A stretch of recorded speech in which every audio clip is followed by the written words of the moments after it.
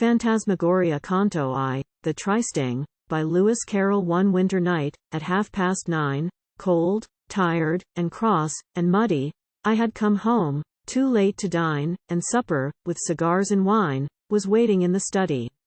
There was a strangeness in the room, and something white and wavy was standing near me in the gloom. I took it for the carpet-broom left by that careless slavey, but presently the thing began to shiver and to sneeze, on which I said, "Come, come, my man. That's a most inconsiderate plan. Less noise there, if you please. I've caught a cold," the thing replies, "out there upon the landing." I turned to look in some surprise, and there, before my very eyes, a little ghost was standing. He trembled when he caught my eye, and got behind a chair. "How came you here?" I said, "and why? I never saw a thing so shy. Come out, don't shiver there," he said. "I'd gladly tell you how, and also tell you why. But," here he gave a little bow, "you're in so bad a temper now, you'd think it all a lie. And as to being in a fright, allow me to remark that ghosts have just as good a right in every way, to fear the light, as men to fear the dark. No plea," said I, "can well excuse such cowardice in you, for ghosts can visit when they choose, whereas we humans can't refuse to grant the interview." He said, "A flutter of alarm is not unnatural, is it? I really feared you meant some harm. But, now I see that you are calm, let me explain my visit.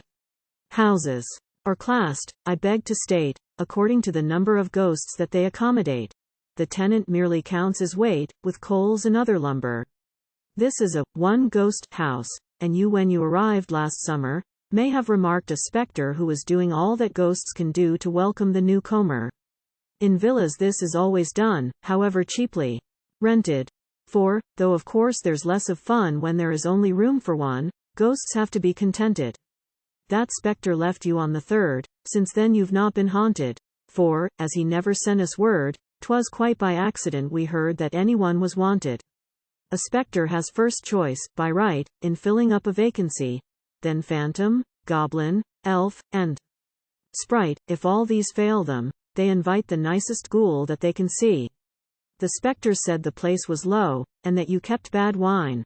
So, as a phantom had to go, and I was first, of course, you know, I couldn't well decline." "No doubt," said I, "they settled who was fittest to be sent, yet still to choose a brat like you, to haunt a man of 42, was no great compliment." "I'm not so young, sir," he replied, "as you might think. The fact is, in caverns by the waterside, and other places that I've tried, I've had a lot of practice, but I have never taken yet a strict domestic part, and in my flurry I forget the 5 good rules of etiquette we have to know by heart." My sympathies were warming fast towards the little fellow. He was so utterly aghast at having found a man at last, and looked so scared and yellow. "At least," I said, "I'm glad to find a ghost is not a dumb thing. But pray sit down. You'll feel inclined, if, like myself, you have not dined, to take a snack of something.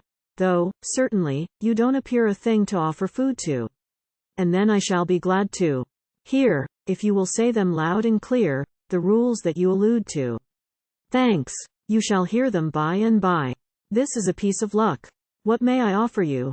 said I. "Well, since you are so kind, I'll try a little bit of duck." "1 slice. And may I ask you for another drop of gravy?" I sat and looked at him in awe, for certainly I never saw a thing so white and wavy. And still he seemed to grow more white, more vapory, and wavier, seen in the dim and flickering light, as he proceeded to recite his maxims of behavior.